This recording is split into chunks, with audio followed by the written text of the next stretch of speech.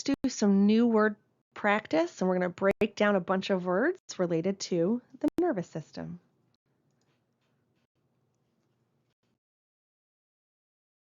Okay, so the first word up is aphasia. Aphasia. And remember that if at any time you need to pause this video and take the time you need to work this word out into its prefix, root, suffix, and total definition, please hit pause and then check against our answers. It really is the best way for you to learn this content. Okay, so the term aphasia is broken down with the prefix a, and a means without, so no, not, or without. There is no root term in this word, but there is a new suffix, phasia, which means speech. So the term aphasia means to have no speech or to not be able to speak. So when you think about things like stroke, where they're having an issue speaking, right, whether it's not understandable speech or not being able to speak, that is called aphasia. Okay, let's try another word breakdown.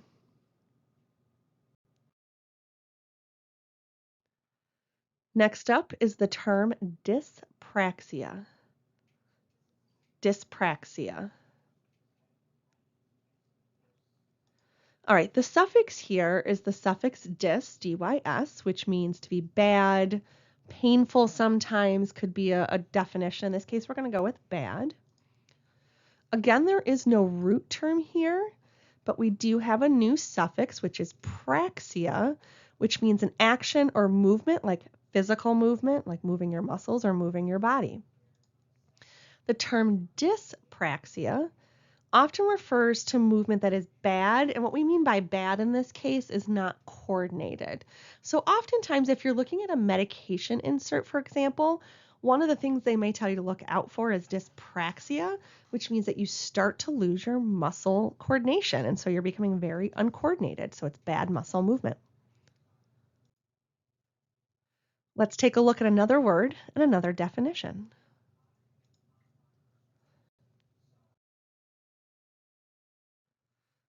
Next up is the term trigeminal. Trigeminal. Okay, so the prefix here is tri, which refers to the number 3. We have a root term that is new on your word list, which is gemino, which refers to a group of something. And the suffix here is al, which means pertaining to. So trigeminal means pertaining to a group of 3. It is the name for a major nerve, and the reason they call it trigeminal is that once it presents by your ear or just in front of your ear by your cheekbone, it does split into 3 different divisions, so that is the term trigeminal. Let's define another word.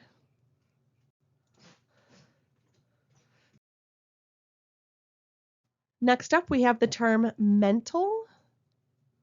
Mental. All right, in the word mental, there is no prefix. There is a root term, it's menti or mento. You can see it kind of with either vowel, but it does refer to the mind. And the suffix is al, which means pertaining to. So the term mental breaks down into pertaining to the mind. How are you doing so far? Let's take a look at one more.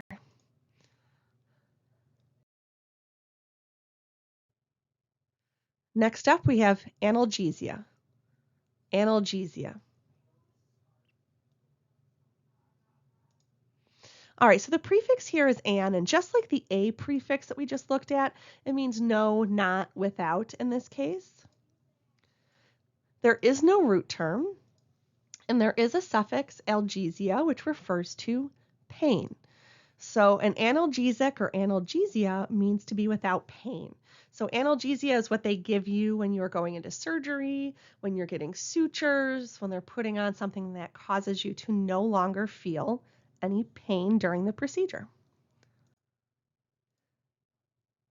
How did you do on this round? I'm sure you're killing it. You can always go back and practice again. Remember that this is a work in progress, right? The more you do this, the more you practice, the easier it becomes. Great job.